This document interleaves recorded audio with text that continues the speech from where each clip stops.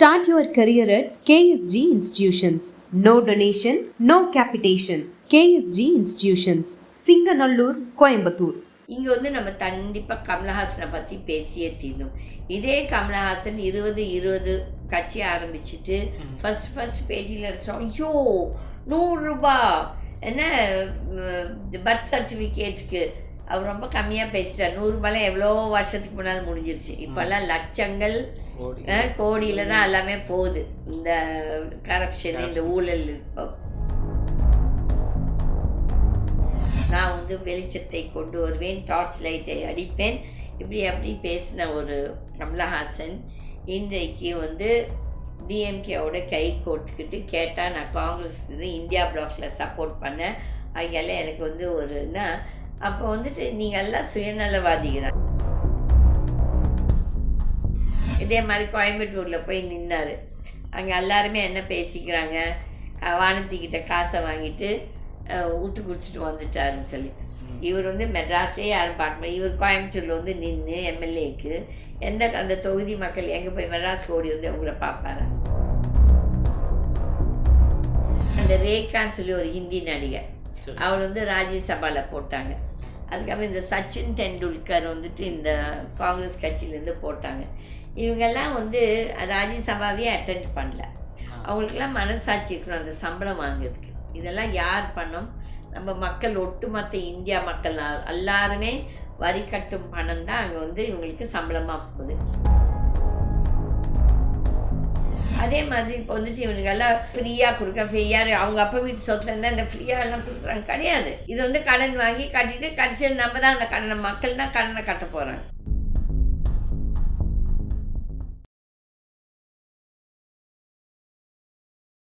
கமலஹாசன் இப்போ டிஎம்கே சப்போர்ட்னால வந்து பார்த்தீங்கன்னா இப்போ எம்பியாக பதவி ஏற்றிருக்காங்க. அதை பற்றி உங்கள் கருத்துங்கம்மா?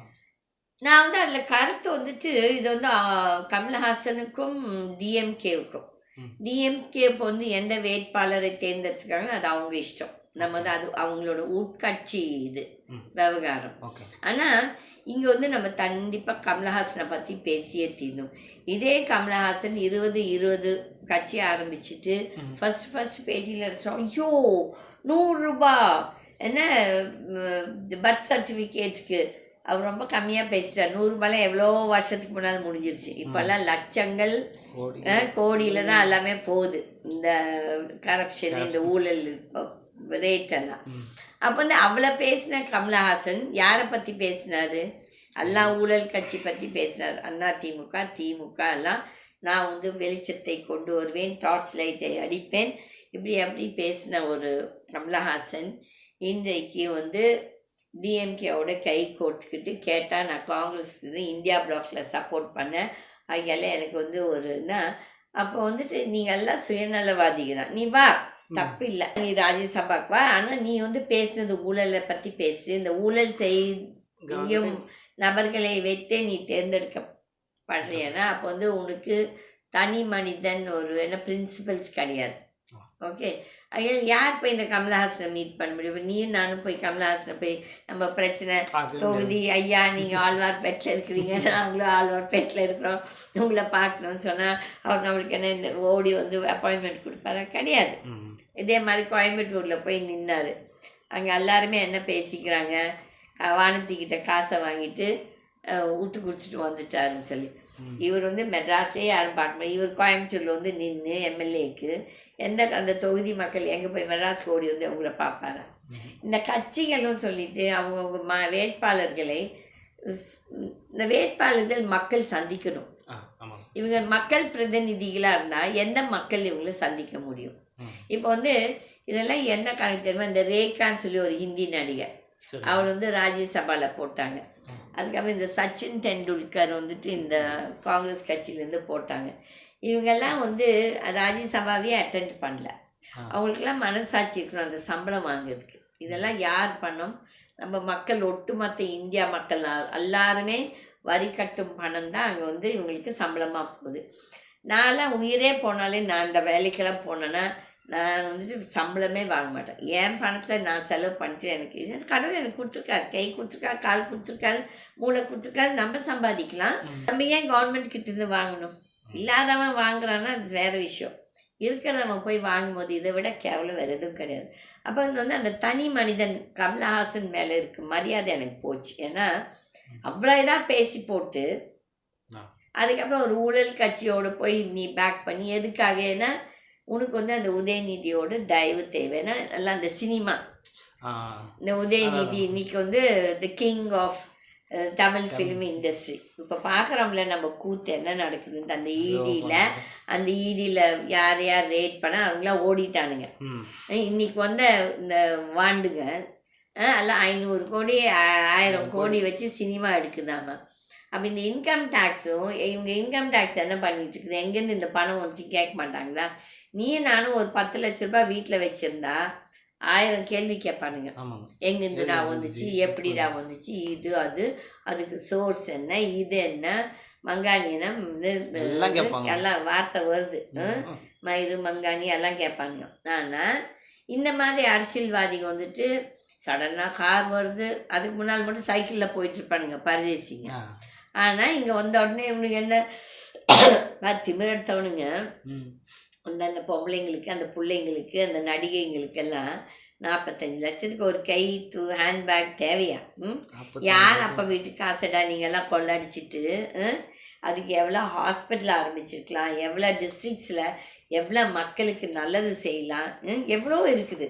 இந்த விவசாயிகள் கஷ்டப்பட்டுட்டு இருக்காங்க, அதை பற்றி எவனும் கவலைப்படல. ஆனால் இந்த திட்டு பசங்க வந்துட்டு எங்கேயோ ஓடி போயிட்டானுங்களம்மா. ஒருத்தன் சொல்கிறான் அவன் பெங்களூர் ஓடிட்டான், திருப்பி வந்துட்டான். இந்த ஊடகங்கள், இந்த திராவிட ஊடகங்கள் ப்ளஸ் இந்த என்ன சொல்கிறது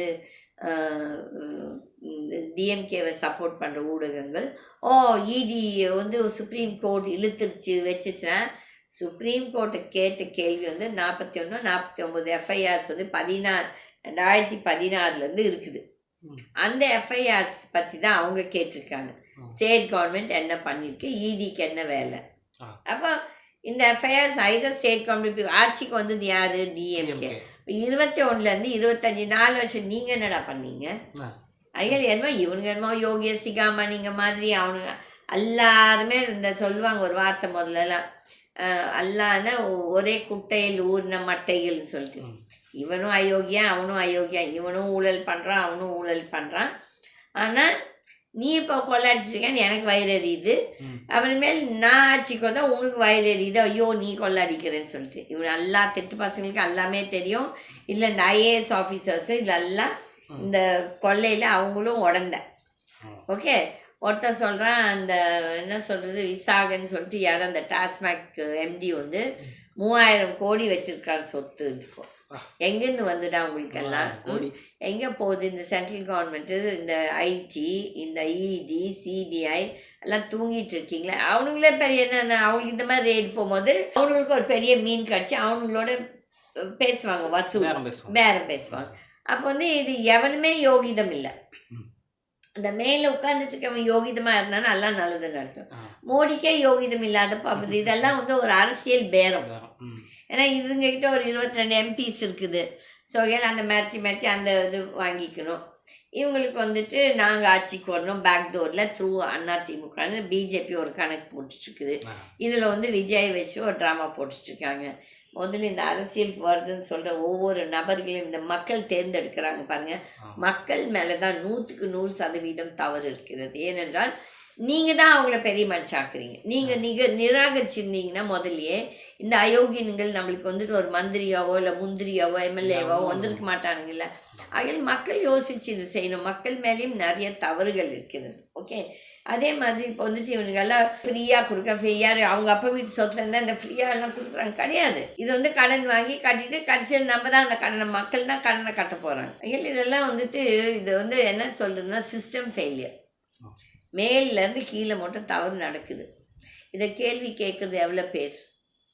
இப்போது நான் இப்படிலாம் பேசும்போது அந்த எல்லாரும் திட்டிருப்பான், திட்டுறவன் அந்த பொம்பளைக்கு பைத்தியம் பிடிச்சிட்டு அது கத்திட்டு இருக்குதுன்னு சொல்லுவான். 120% கேட்பாங்கம்மா, கேட்க மாட்டாங்க. இப்போ யார் எந்த ஊடகங்களுக்கு இது சப்ஸ்கிரைபிங் ஜாஸ்தி இருக்குது? 10 லட்சம் பார்க்குறாங்க. ஏதோ பைத்தியக்காரன் குதிக்கிறதுக்கும் இந்த பைத்தியக்காரன். அப்போ வந்துட்டு நம்ம வந்து நல்லது பேசுனா மக்களுக்கும் பிடிக்காது, மக்களும் கஷ்டப்படுவாங்க. ஏன்னா இது எப்படி தெரியுங்களா, அவங்க செய்கிற தவிர அவங்களே தான் அனுபவிக்க போகிறாங்க.